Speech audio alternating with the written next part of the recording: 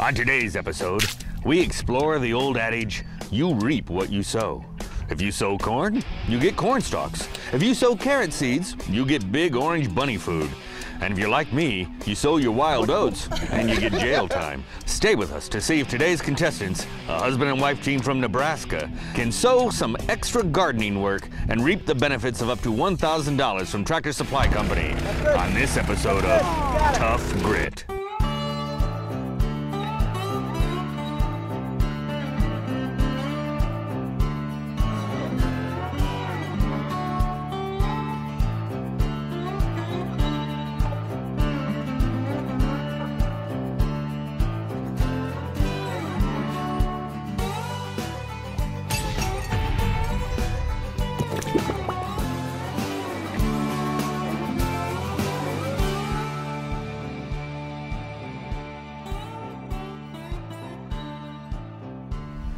Well, hey, Caleb. Impressive, isn't it? I've already planted half a dozen, and I've only got this carton left to do. Shannon, what are you doing out here planting these? Caleb, I'm surprised at you. I thought you were a real outdoorsman, a real connoisseur of all things rural, a real ranching, gardening, farming expert. And you don't know why I'm planting these eggs? I'm gonna regret this. You plan on raising a few chickens? Chickens? I know you can't grow chickens like this. What kind of idiot do you think I am? Chickens? No, I'm planting eggplants. Chickens? What a goofball. What? Unlike Shannon, maybe you've had to turn sod for a real garden by hand, or you spent hours trying to figure out how to deliver water to your plants. Or maybe you've had to install a perimeter fence to help keep those voracious little varmints out. At some point, we've all found ourselves in a big pile of tough grit. I'm Shannon Riley. And I'm Caleb Regan. When there's a tough job to be done, you want to know the best way to do it. And that's where we come in. Today, we're only going to show you how to complete a project. We're going to give you the right tools to help you get it done correctly the first time. And we're going to throw in a little family rivalry just for fun. A husband and wife team here ready to do a battle of the sexes in the garden. Our first contestant is Mike Clark from Lincoln, Nebraska. Mike's a horticulture major and general contractor. He worked on a farm for 2.5 years, overseeing 500 head of cattle. He's a man with a real green thumb, but that might be because he never washes his hands. And contestant 2 is Mike's wife, Mary Clark. Mary lived on a farm until she was 4 and helps her folks do all their gardening work. She's a homemaker and mother of 2. As a gardener, she makes all of her melons get married so they can't elope. I'm killing me. Welcome, folks, to Tough Grit. Your project today is a deceptively simple one. Your Tough Grit challenge is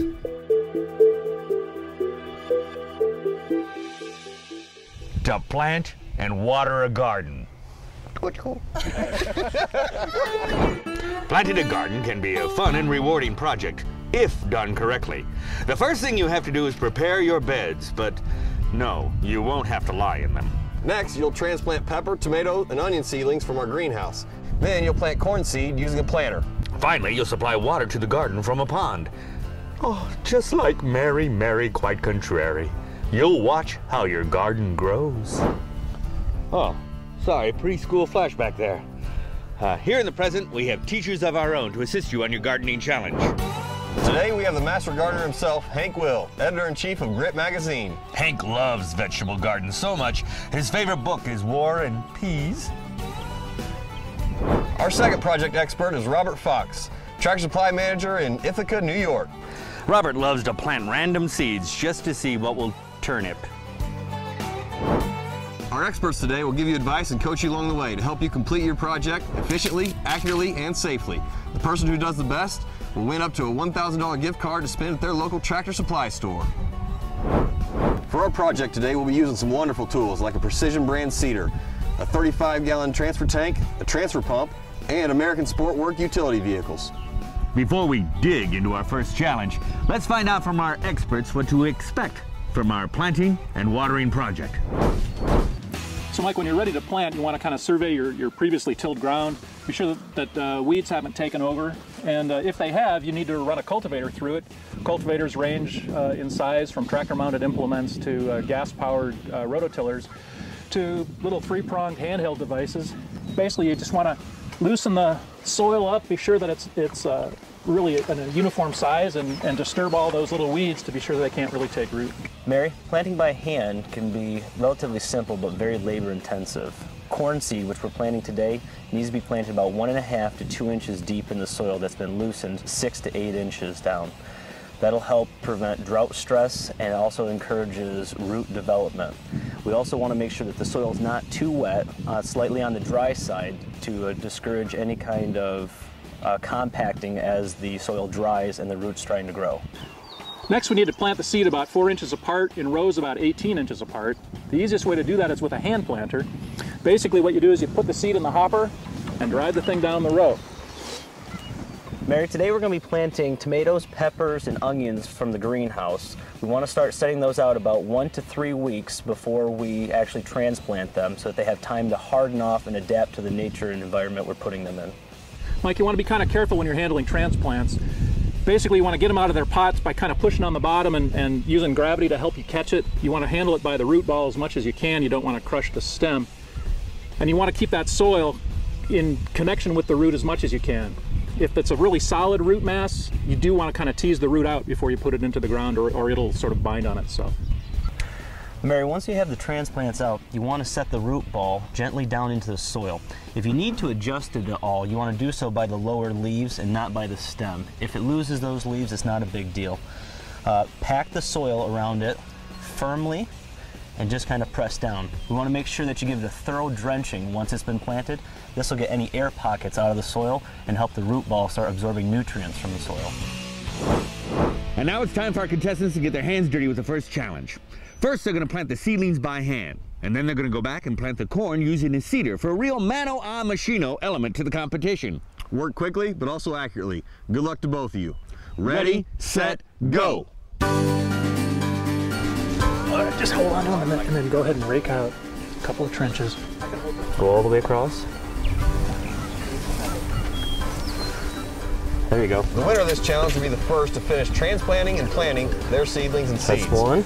Good. Next one. They have to keep their rows straight and meet their minimum depths, and of course, handle those small plants gently. That's deep enough. That's plenty deep.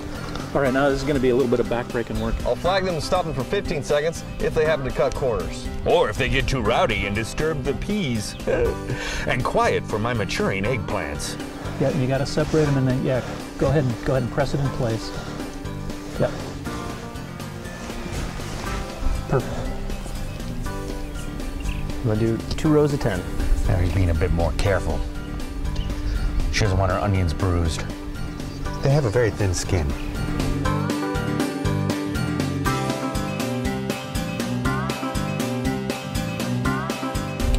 Mike's got all 20 onions in. Onto the peppers. Go ahead, you want a trowel probably. Trowel or your hands maybe. Trowel. Yeah, there you go. All 6 pepper plants are in. Onto the tomatoes for Mike. Well, you say tomatoes, I say tomatoes. So let's call this whole competition off. It's all semantics. You want to hold it by the bottom. We're planting semantics? Keep the, you're pressing it just perfect. Some people, they mash it so hard, then they crush the roots, kind of suffocate them. Well, our contestants are busy sowing their seeds, both hoping to reap a $500 gift card from Tractor Supply Company. So who will win the big green, and who will have to settle for being a has-been? Find out when we return to Tough Grit.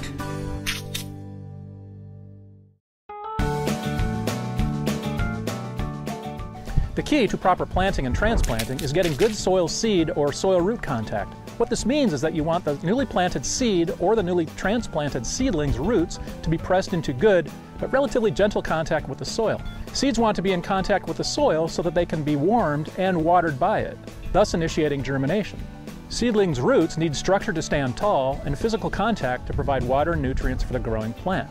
But there's more. If your soil is loose and fluffy and your seeds are light and airy, then simply scattering them on the soil surface won't allow them to take on moisture and germination will fail. In the case of transplants, think of the root system as the bottom of a straw. If the bottom of that straw is in contact with moisture, then it will be able to convey that moisture up the straw as suction is applied.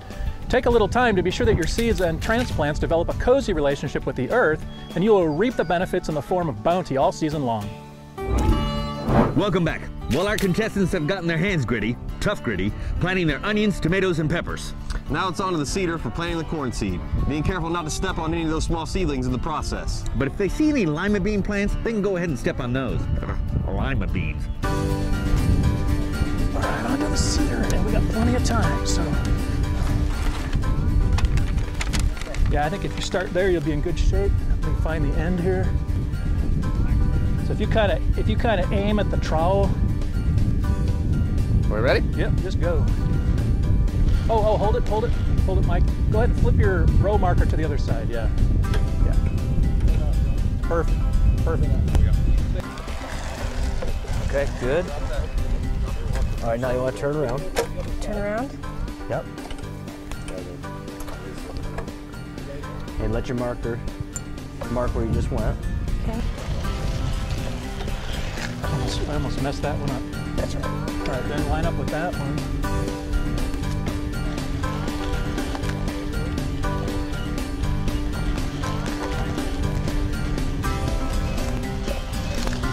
Drive on. Yep, that's. Mike closing in on his fourth row. It is. Done. There's done, a line. done. Great job. Nice. While Mary finishes up her last row, I'm impressed with both teams' accuracy. You guys put those seedlings and seeds into the ground. Mike, you just did it in a little quicker time. You just won a $500 gift card to Tractor Supply Company. Congratulations. Amazing. Come on over, Mary. What happened there, Mary? He was faster than me. I know. That's probably the way it is all the time. So, congratulations to you, Mike. But, you know, next time you should plant mushrooms because you're a fun guy. Now that we have our plants and seeds in place, it's time to get them some moisture. Next up, our experts will share some cool tips on gathering and delivering water to the garden. But don't you be a drip and change your channel. Stay tuned for our second challenge to see who will water their way to winning another $500 from Tractor Supply Company and who will be left high and dry. But first, let us pause for a quick break. Welcome back. Let's find out from our experts what to expect from our watering project. So Mike, there are several options for delivering water to your garden. You can purchase it from a municipality or even a rural water district, or you can pump it out of a pond, a cistern, even a well. In any case, you're likely to deliver it to the garden using a hose, and you could actually spray directly from the hose, although you'd waste quite a bit of water doing that. Alternatively, you can lay a soaker hose or even a drip tape on the soil around the plants, and you can deliver the water through that, and it'll pretty much just water the plants themselves, and you'll save a lot of water. A sprinkler is a lot less labor-intensive way of watering your garden. It does tend to use a lot more water than needed. Constant dampening and splashing of dirt up on the leaves of your plants can cause them to be disease-prone. So Mike, the really cool thing about the soaker hose is that it's filled with little perforations that will allow the water to basically leak out along the length of the hose when it's in the garden. You can set it on the soil right next to the plants, and you'll basically water the plant zone. You lose a lot less water to evaporation with a soaker hose than with something like a sprinkler. A rain barrel is a great way of getting water down to your garden. The barrel will actually catch water off the gutters of your home, and it has an overflow to direct the surplus water for other useful purposes around your lawn. Rain barrels generally are made of an opaque material, plastic, wood, and sometimes metal. That helps discourage the growth of bacteria and algae inside it. Now, Mike, you want to be sure that your rain barrel has a screen on the inlet. The screen will help keep out debris, leaves, those kinds of things. It'll also keep rodents and other critters out. And in most cases, it'll also keep adult mosquitoes out and keep them from laying their eggs and reproducing basically in the water inside. In the event that mosquitoes do contaminate your rain barrel, you can drop in a mosquito dunk like this. You just need one per barrel. And this is an organic product. You can use it if you're an organic gardener and whatnot. It's non-toxic to you.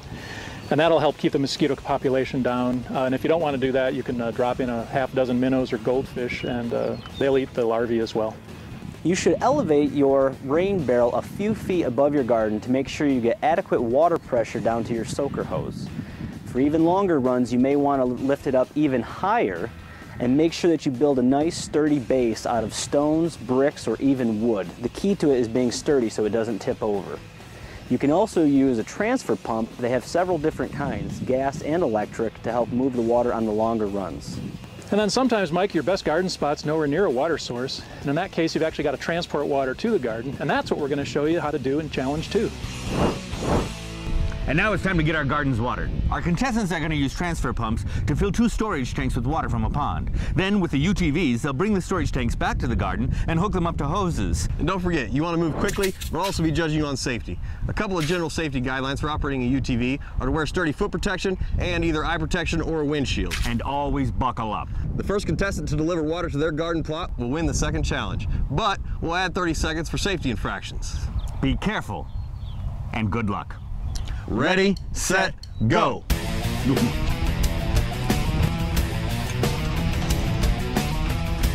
Got a little interference there from Team Tractor Supply trying to grab the safety belt. Both machines are fired up. And we're off. Grits off first. There goes Mike. Mary is not far behind him. Looks like she's closing the gap.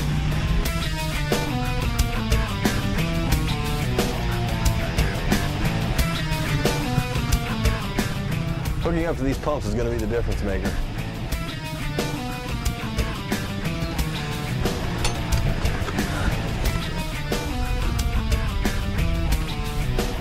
There goes one pump into the water. Well, you always want to make a big splash on television. She's going to hook up first before she throws it. 2 different strategies.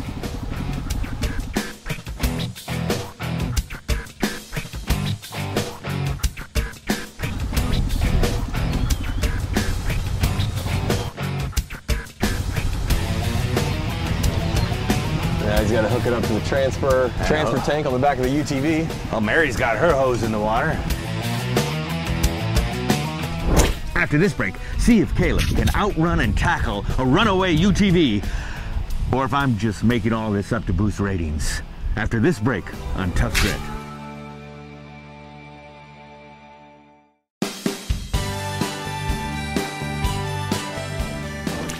When buying a pump, give some thought as to why you need it. If you're just moving water from your pond to a stock tank, you may not need a tough pump. If you can, get a pump that is self-priming, because pouring water down into the pump and into the pond every time you start it takes a lot of time and effort. While you're at it, investing in quality hoses and fittings will save you a lot of trouble. Also, note that a suction hose is put together a bit differently than a discharge hose. A good suction hose, like this, has ribs to keep it from collapsing when the pump starts putting pressure on it. This reduces strain on your pump and keeps the pump in good working condition. If you're moving the water a ways, it's well worth it to invest in a tank for transport. Moving water with a good tank and a smaller, high-quality pump is often cheaper and easier than installing a high-powered system for pushing water long distances. If you've got a flatbed trailer, you might be able to handle a much larger tank than if you're hauling water in a mini pickup or UTV. While a larger tank means fewer trips, getting a tank you can handle comfortably will leave you happier in the end. Welcome back. Our contestants have motored their way down to the ponds and the UTVs. Now they're going to install their pumps and fill up those tanks. Then it's back to the garden. And it's not just about the salad. There's a meaty $500 gift card from Tractor Supply Company at stake. So our contestants are really chewing it up. And remember, whatever fish are caught, Caleb will cook for me. Just get a good fill right down that hole. We'll get as much as we can in there. I think it's pretty dead even at this point. You need to prime the pump with water to get the machine started, because while these machines are effective at moving water, they can't necessarily create a vacuum and suck in air and water both. I want to be sure that it's in run mode, and that it's in choke. You'll turn the choke on. Give it a pull. Ooh, Mary got hers started first.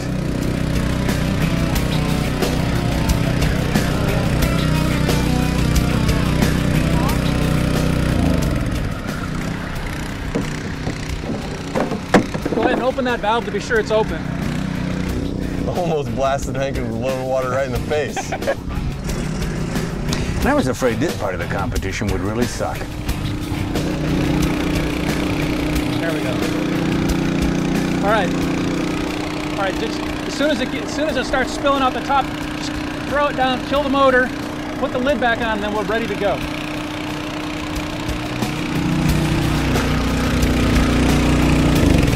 All right, go ahead.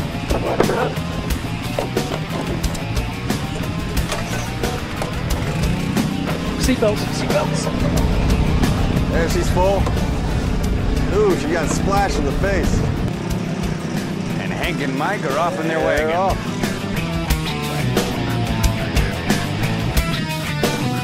Still trying to recover a little bit from that. At least you bat. took one for the team. And both teams headed home.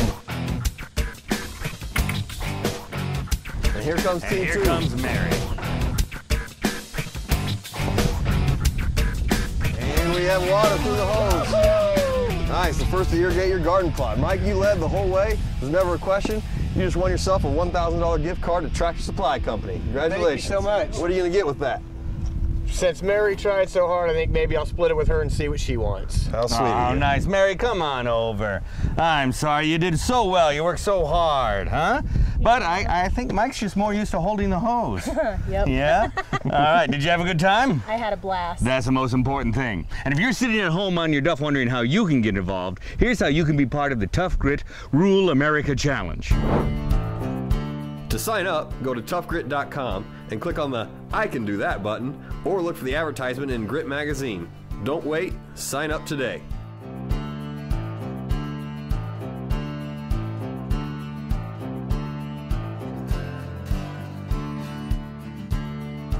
Now you know almost everything you need to know about planting seeds, transplanting starts, and getting water to your garden. And if you'd like to learn more, visit toughgrit.com. Glad you could be with us today. Hope to see you next time. Hey, Caleb, look at this, huh? I told you it would work. That's impossible. Oh, that's what they said when I planted all those raisins and grew rabbits. I'm Shannon Riley. I'm Caleb Regan. And as always, when you see us coming, you know you're in Tough Grit.